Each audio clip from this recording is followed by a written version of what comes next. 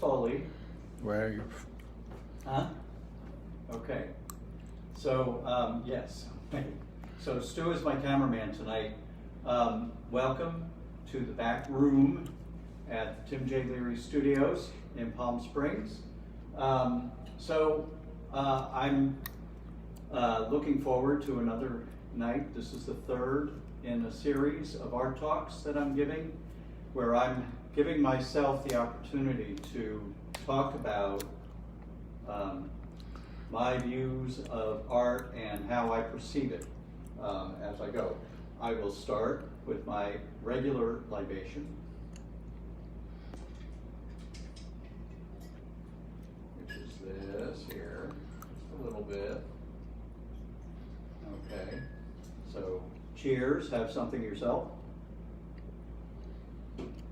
So my topic tonight is going to be about something that I mentioned at the end of the last two talks. I realized the other day I had made a passing comment about Basquiat's art that I'm intrigued by it, but then I dropped it.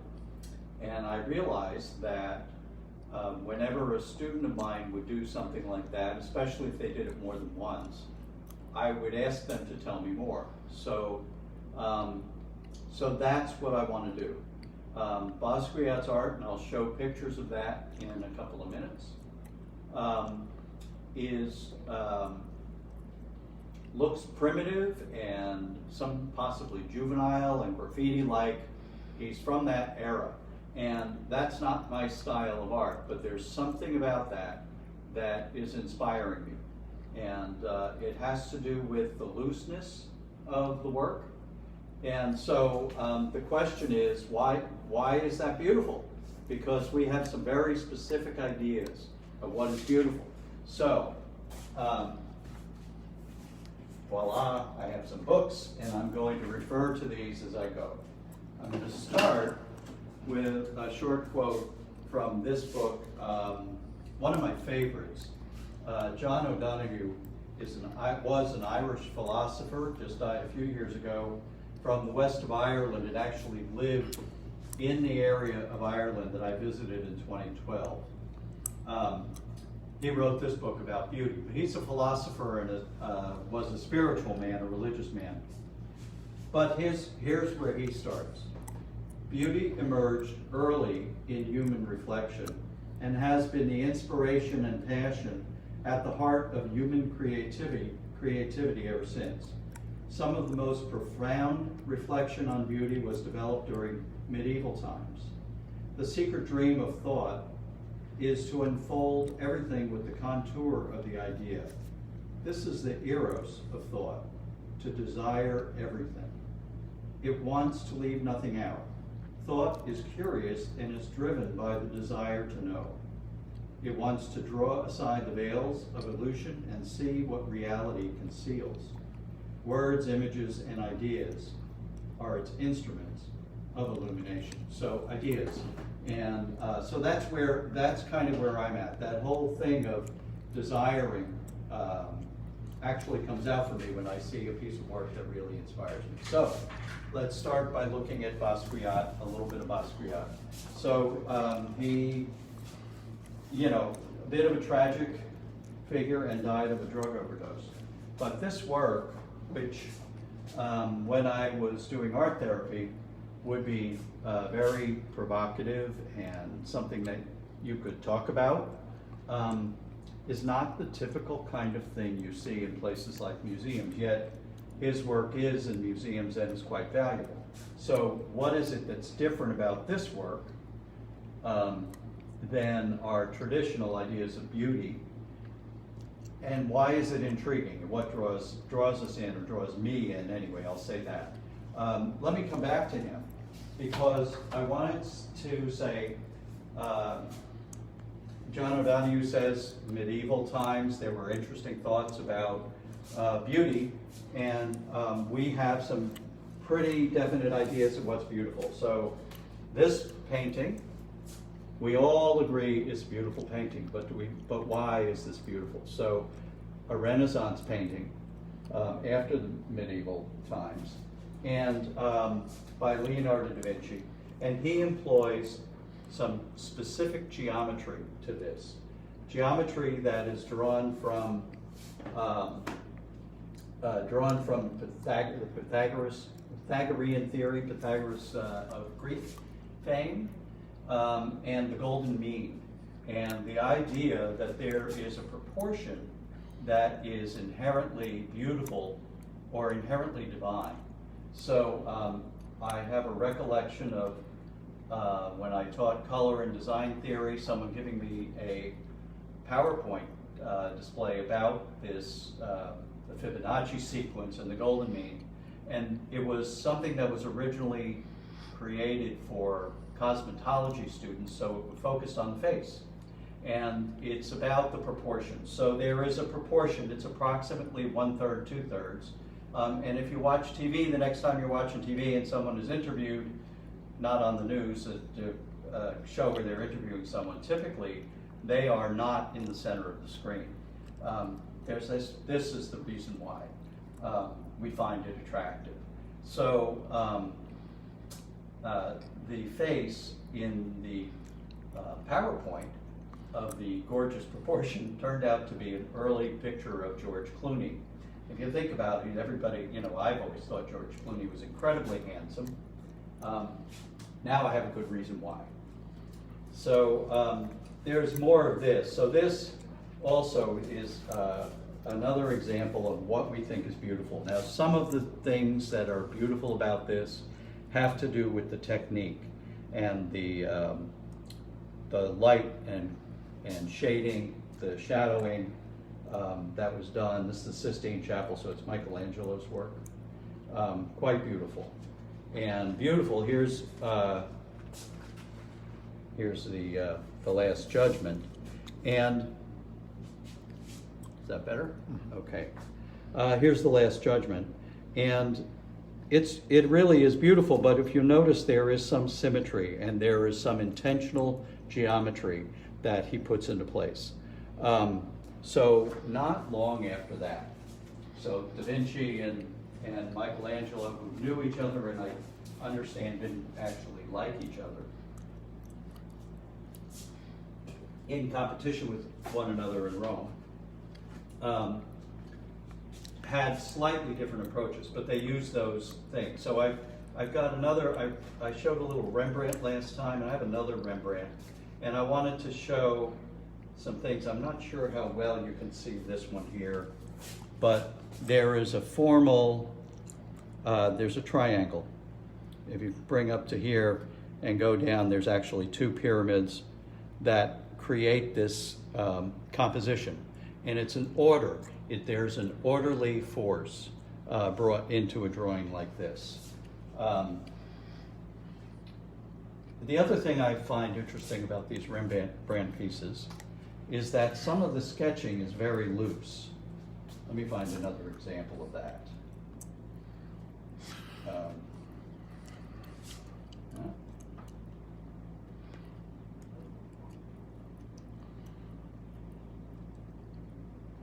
Well, I guess this one here, it's not as organized, it's not as tight, it's loose, it's still interesting. Maybe it's interesting just because it's Rembrandt and we know he was famous. And he lived in a beautiful place where he drew beautiful things. Some lovely portraits, but here this one on this side, I think, has some loose, he's suggesting things. So he's giving us a focus to, we definitely see the man in the chair, but the other things are given less importance in there. Okay. So back to Basquiat. Here's some more of his work. I think this one, what is it about this one? So I'm not sure what, because I think that this is fascinating, and I don't ever find this kind of work coming out of my pencil or my pen. When it does, I usually dismiss it. And I think that that might have something to do with why it's intriguing, because I think when it does, it might be interesting. But I have an idea that it needs to be more like the other examples. I happen to like this blue piece of Basquiat as well. A little more organized, not as chaotic, still very graffiti-like. So there's a whole thing. I had a lot of students who really love graffiti, and graffiti can be really cool. Really cool. And the other famous graffiti artist is Keith Haring, who we know. So at the Broad in LA, Keith Haring and Basquiat are displayed together in the same room, with Haring on one wall, Basquiat on another, side by side, and it's obviously intentional. Keith Haring, famous for going down into the New York subways in the 80s and on blank billboards, painting and doing graffiti. He was arrested for this a few times. They probably stopped arresting him after his paintings showed up in MoMA in New York. But he then, of course, became famous for his work with AIDS awareness and the work that he did around those topics. But his works are always very simple, very straightforward. There's not a lot of color, if any. Some of them are just a single color like this. And the compositions are really, really basic, really simple, and really straightforward. And there's a bunch of them in here, and each one has its own idea, its own meaning. And then I have another thing here that I want to show, which is the Frida Kahlo, the Diary of Frida Kahlo. I got this a few years ago. I was going to do an MFA program in San Francisco, which I backed out of at the last minute, but I bought the textbook ahead of time. And so here this is photographs of, and there's text later on, photographs of the Diary of Frida Kahlo. And again, I think this one's really interesting. There's a lot going on in here, a lot of layers added on. Almost muddies it, but it's still, the image is still strong enough to be recognized. And here too, a face on a face. There we go. So these were probably her early ideas, probably things that she would develop later. Not very different from the final works, but you can see that. I have something else saved here because I think that's a really interesting idea. So, and this one too on the side. I like the way she has contained it inside that shape. And it's got a lot of feeling. So I wonder then if,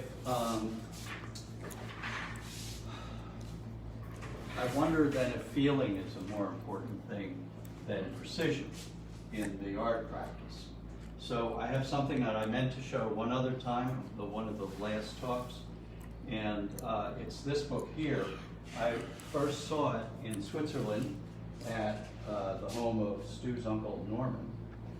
He was a collector of Stanley Roseman's art. Stanley Roseman did drawings and prints of gesture drawings, which are super fast. They have to be done quick, or if you think about it too much, you won't get the right feeling. And what he did was, lucky him, he went to the Paris Opera, and he was able to sit backstage and draw the dancers. So in this, there's very little detail, very quick line. If this took more than 60 seconds, it would be a lot.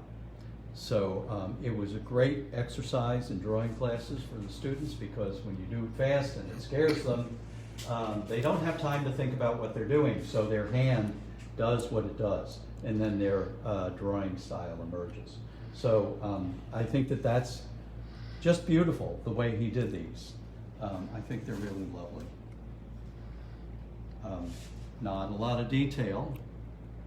Not, in fact, almost no detail.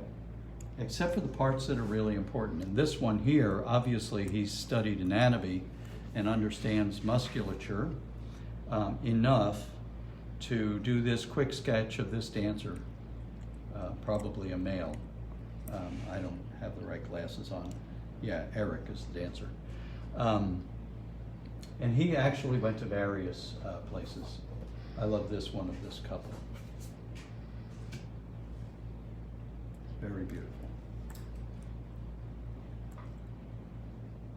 So, so quick and not too much thought.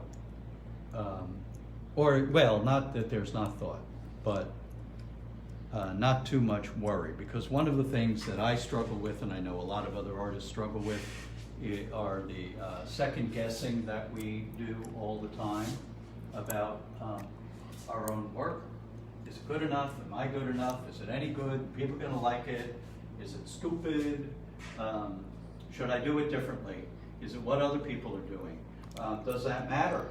And of course the answer to that question I now firmly believe is no, it doesn't matter if I'm doing what other people are doing.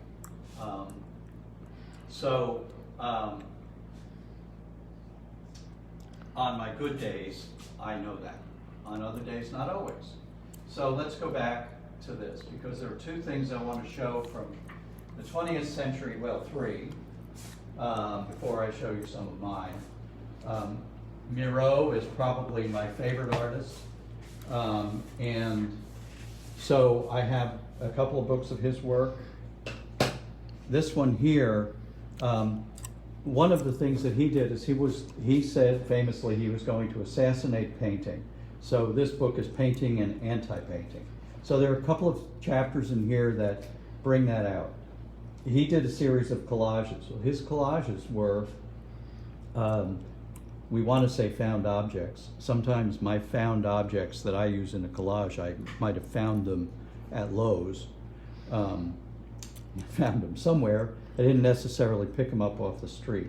So here is sandpaper and wire and other papers and fabric that he's put together in a collage. Let me see what others are in here. This is a larger version of that same one.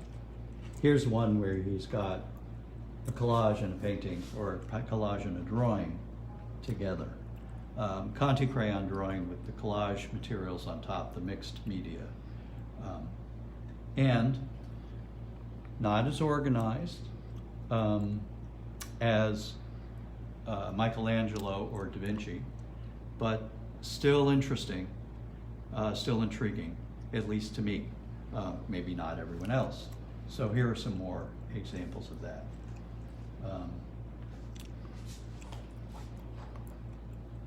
I like these, of course. This one we have Conte crayon, tar paper, various papers on flocked paper. So the basis is a flocked paper. Still interesting. And so I can relate to say that when I'm doing something like this over here, let's turn around a little bit, even though it may look like it's just thrown together, I really think about every placement of every piece. These pieces of fabric that I've stitched on, these three, obviously I thought about them because I painted little backgrounds for them, but even the colors, as I go along, I start with a general plan, and then I add to it as I go, and I have to have some flexibility in order to make it work and change. Sometimes things emerge the way I like them, and other times I have to keep working on it. This one I actually just completed yesterday, and the last bit was this blue down here and that blue up here, over there, because the composition wasn't complete until I did that. So I can imagine in my fantasies that Miro did a similar thing. He's working on this, he's got a drawing going on. A lot of his work actually was very sexual. So look at these line drawings of his as very provocative and very sexual as well. So he's doing that. Obviously, this must have come along in a process, not all at once in his head. There's another chapter in here of constructions. So that's a similar idea, constructions. He has wood panels, and he's stapled something here. This one,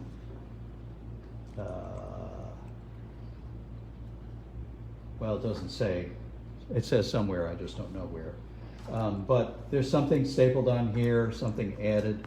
Some of his collages, he added random things like feathers and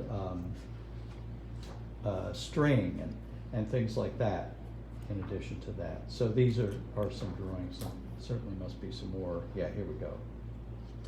Some more constructions here. More constructions. So he must have thought about it. I think this is really intriguing. Now, I know that not everybody does. It's certainly a matter of personal choice. But I think that it works, and I think that it's not, when people will say, when we're at the museum doing tours, and I've never really heard someone say directly, but you hear things like, my 5-year-old could do that. Well, yeah, maybe. Maybe not. So another nod, then we'll move on. We'll come back to Miro at the end here. Another nod to the Bauhaus and mid-20th century in Europe. At the Bauhaus in Germany, Paul Klee was one of the artists. There were a few there, Kandinsky, who I'm a huge fan of, and Paul Klee. He also did paintings that had some drawings on them. And his drawings, let me go look at this and see. It's a lithograph, before I call everything a painting. So it's a lithograph. But his lines, again, they're not like Da Vinci's lines.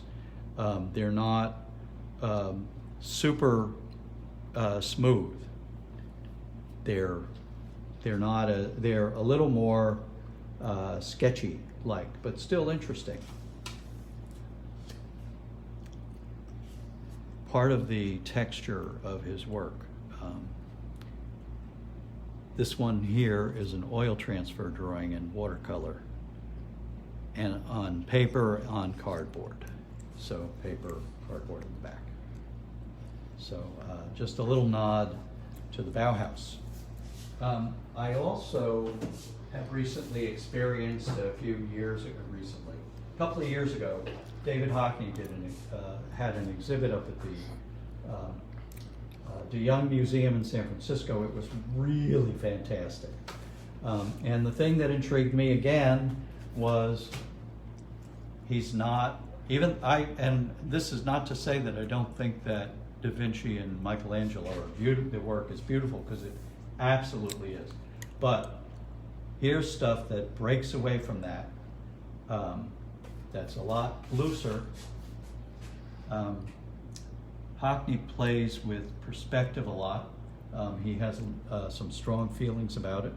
And so here we have 6 canvases and painting. So the other thing is, when I went to this exhibit, I was doing artwork on my iPad, and so was David Hockney. And so the iPad, necessarily, because you're supposed to be painting with your finger, and I'm going to guess that he probably was.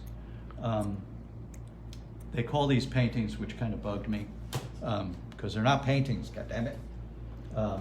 They are drawings on the iPad with color, and still his lines are somewhat loose. Let me skip to here, where these drawings that he did of a series of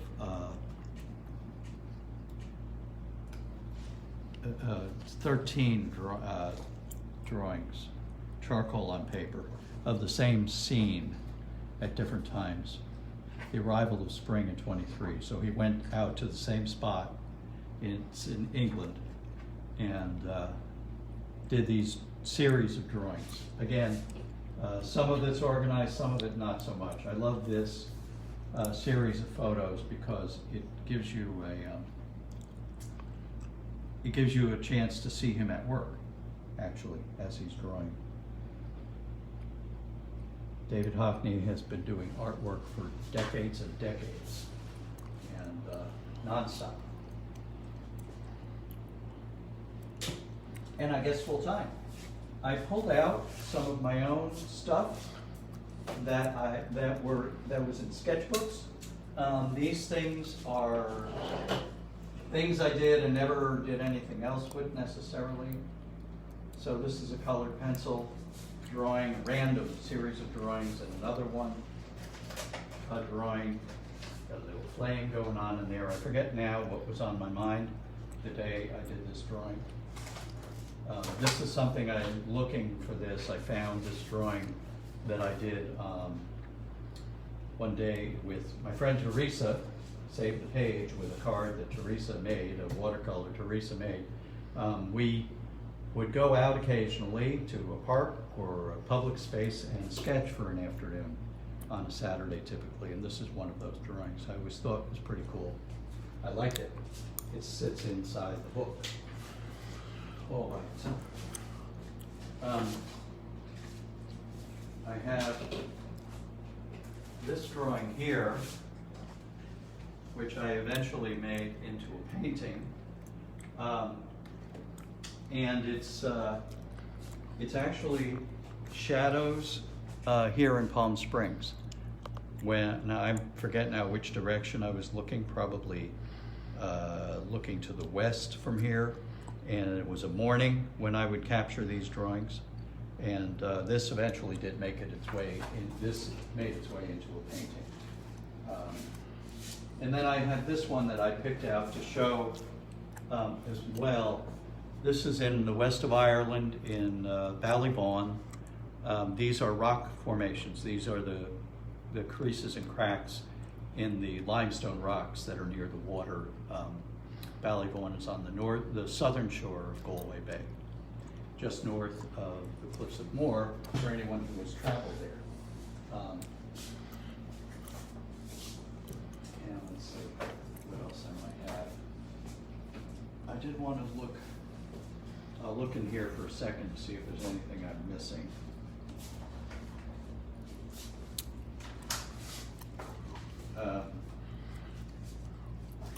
We can take a quick look at that one. That is out of my head, I think. Not something I ever saw, but something I'm sure I remember. I have a couple of pieces over here.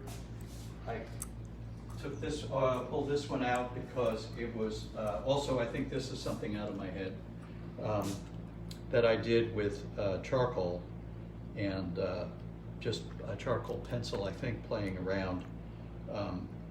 And when you're doing that kind of work, it has to be loose. And so I tend to be someone who doesn't like it too loose in terms of my material. I don't like working with chalks or pastels. As I know some people love to, and there's some beautiful things, but it's not for me. So I prefer things like this. That was just a quick little scribble that I did a couple of weeks ago with colored pencils. I can still get similar effect, but it's cleaner. I don't have to get as messy.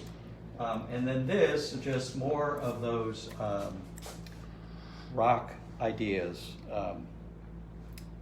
that are done with watercolor pencils that I can draw on, and then with a little water it gets a little, spreads around a little bit, and then outlined with Conte crayon.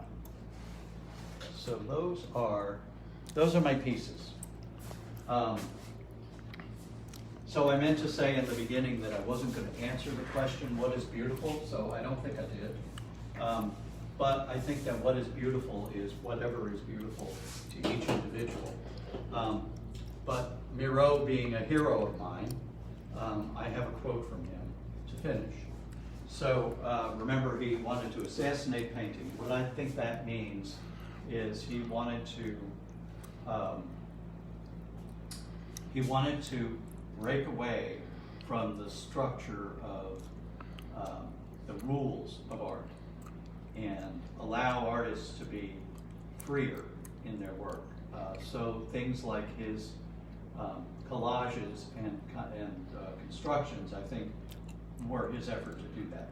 So somewhere along the line he said this: after the contemporary liberation of the arts, we will see artists under no flag emerge with the strings of their spirits vibrating to different kinds of music. May our brushes keep time with our vibrations. So that's it. So thank you very much. Thanks for listening. If you're around Palm Springs, I'm beginning to open. I would love to meet anyone here by appointment. 415-531-0511. 415-531-0511. Send me a text and we can make a date. I can meet you here. I'm requiring masks and distancing, and I have hand sanitizer on hand as well. So I'd love to see you. Enjoy your day. Thank you.